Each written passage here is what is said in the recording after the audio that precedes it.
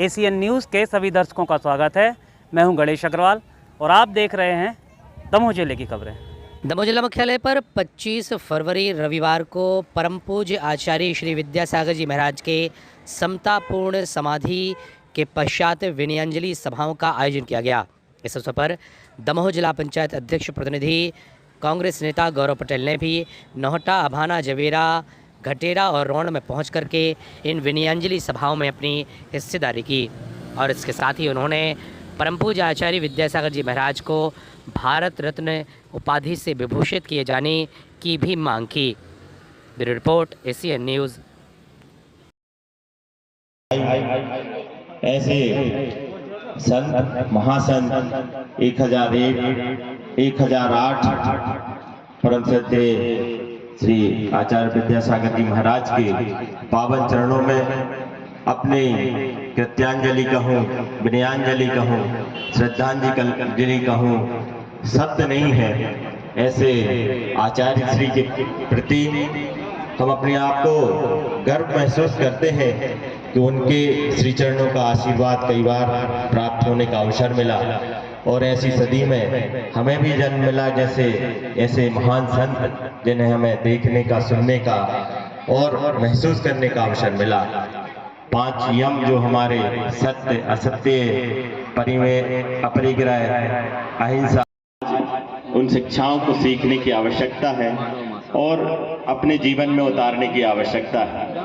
आचार्य श्री ने का जो जीवन है परोपकार में पूरा जीवन उन्होंने लगा दिया और इस अवसर पर, इस सदी में अगर हमारा जन्म हुआ है तो निश्चित रूप से एक हमें भाग्य, एक सौभाग्य की अनुभूति होती है। कई बार उनके श्री चरणों के दर्शन मिले, उनके सानिध्य प्राप्त हुआ और कई शिक्षाएं ऐसी हैं जो हमें उनसे सीखने को मिली, उनका आशीर्वाद मिला। और ऐसे महान संत जिन्होंने संलेखना की भी सूचना अपने किसी को नहीं दी ताकि उनके यहाँ किसी भक्त को, किसी उनके शिष्य को वहाँ आने की परेशानी ना हो और अपने महापरिनिर्वाण दिवस को बड़ी शालीनता से, बड़े सहज भाव से निभाया। आचार्य श्री ने ऐसे दीपक उन्होंने बनाकर दिया जो समूचे विश्व में हमारे दमोह जिले का नाम रोशन कर रहा है। और एक संस्कृत में श्लोक आया है, परोपकाराय पाप पुण्याय पापाय परपीडनम। परोपकार करना, दूसरों की भलाई करना ही पुण्य है और किसी को हमारे कार्यों के माध्यम से तकलीफ पहुंचे तो वह पाप है। आचार्य श्री हमेशा पुण्य परोपकार ही करते रहे और उनका पांव पूरे विश्व में, पूरे भारत में रुका नहीं। धर्म के लिए, मानव की कल्याण के लिए, गौवंश के कल्याण के लिए और बहुत सारे प्रयोग उन्होंने, जैसे हमारे यहाँ हथकरघा उद्योग का निर्माण, कई जगह गौशालाओं का निर्माण, जो जीवन पर्यंत उनके कार्यों को जीवंत रखेगा।